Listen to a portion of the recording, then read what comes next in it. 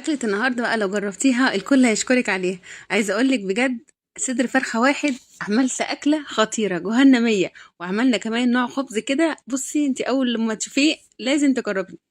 هنحط كده علبة زبادي على بيضاية على صدر الفرخة ده، وهنطلع منه النهاردة عظمة. وهقولك كمان على تقطيع على صدر الفرخة يعمل معاكي كمية ما شاء الله، يعني اللهم بارك، حاجة كده حكاية.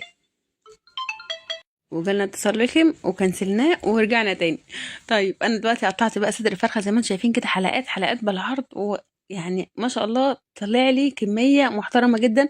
لو احنا بنقطع البانيه او الفيليه بالطول مش هيعمل معايا الكميه الحلوه دي كلها. شايفين؟ بجد القطعه دي بتبقى تحفه قوي لما بنعملها. آه بعد ما بتستوي بتبقى شكلها وطعمها زي العسل.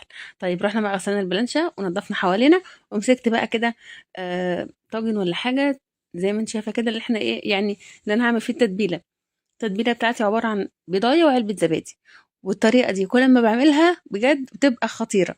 بحط كمان معلقتين من الدقيق، وبحط شوية شطة وفلفل اسود وتوم بودرة وبصل بودرة ومكعب ماجي او شوية ماجي من اللي هم الماجي السايبة، بتدي طعم حلو قوي. هنقلب بقى كل المكونات دي كده مع بعضها، وهنسيبها بقى تتبل. وعايزه اقول لك بقى هنروح نعمل شويه عيش. هو انا مش عارفه اسميلكوا العيش ده ولا الخبز دوت ايه، لانه بجد يعني حاجه كده خطيره. انت لما تيجي تعملي اعملي في زياده، لانه بصي يعني هيخطفوه كده من بعض. طيب حابه بقى اقول لك، المكونات بتاعته اسهل مما تكون. 3 كوبايات من الدقيق او 4 كوبايات دقيق، يعني اعملي 4 كوبايات علشان آه بجد يعني هيتنسف. طيب حطينا معلقتين من السكر على معلقه خميره بيره او خميره فوريه. وحطينا 3 معالق لبن بودره. لو ما عندكيش لبن بودره وعايزه تحطي لبن عادي، استبدلي الميه باللبن.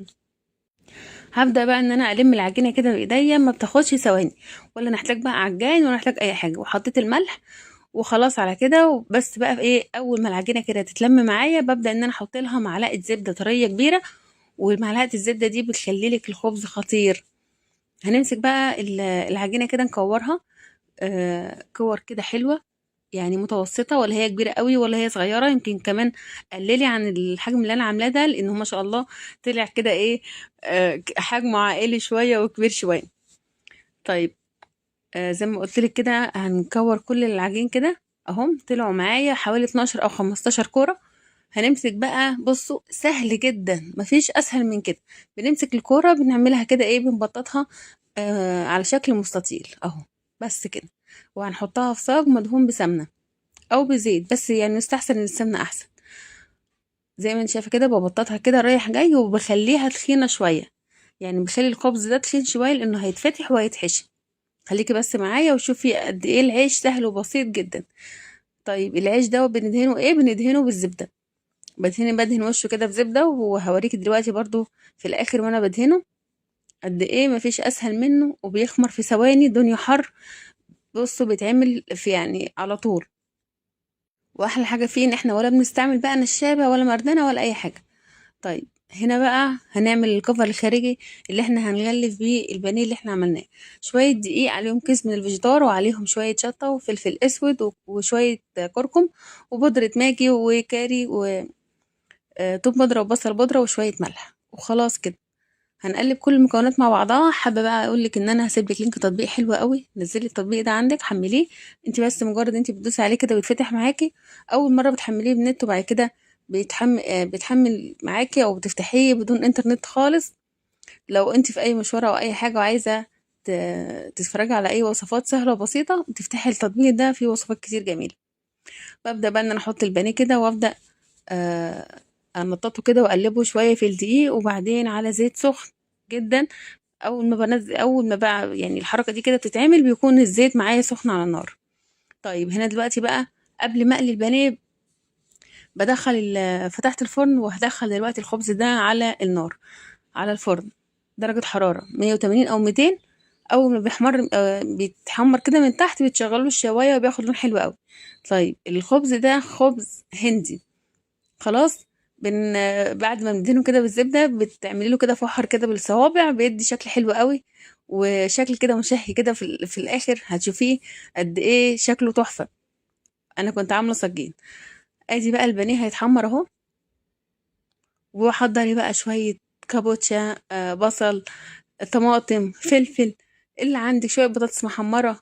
يعتبر عملنا لهم اكله جديده وخطيره، وغيرنا لهم عن الرز وعن المكرونه وعن الاكلات اللي هي المعتاده. مش كل حاجه مكرونه وبانيه، مش كل حاجه بانيه شاورما.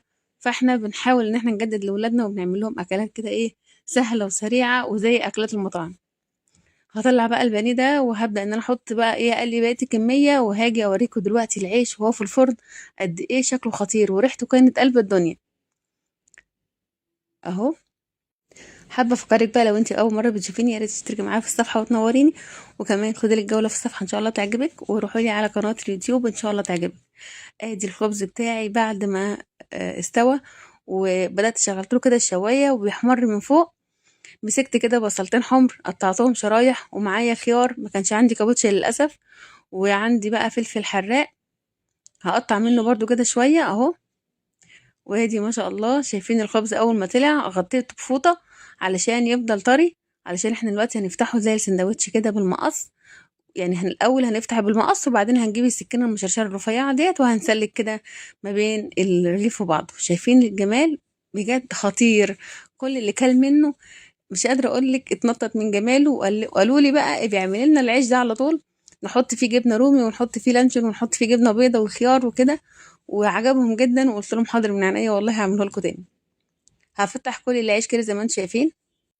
الاكل بتاعتي النهارده سهله وبسيطه وما فيهاش اي حاجه، وتجديد. الدنيا حر والعيال بيزهقوا، بيبقوا عايزين اكلات كده سهله وسريعه وبعيد بقى عن الطبيخ وبعيد عن المكرونه بتاعت كل يوم والرز بتاع كل يوم والكلام ده.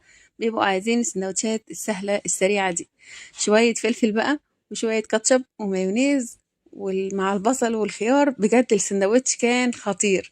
عايزه بقى اخد رايكم في السندوتش بتاع النهارده وفي اكله النهارده، تستاهل كام من 10؟ وكمان رأيكم فيها ايه؟ وبجد العيش خطير والبانيه طريقته تحفة جدا.